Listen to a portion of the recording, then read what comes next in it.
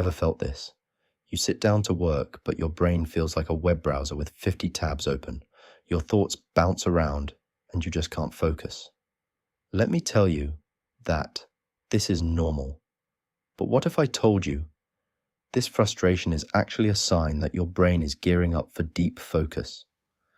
Neuroscientist Andrew Huberman explains that when you start focusing, your brain first activates the noradrenaline system, essentially your internal alarm system. This is why you feel restless at the beginning.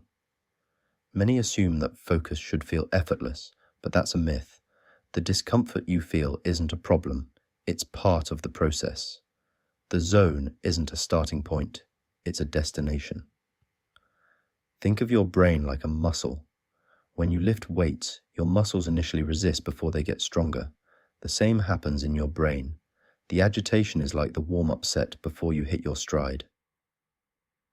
As you keep working, your brain releases acetylcholine, which sharpens focus, and dopamine, which reinforces the effort with reward.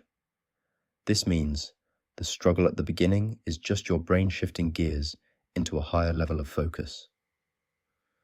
So next time you start something hard and feel that agitation, don't stop. Push through and let your brain do what it's built to do.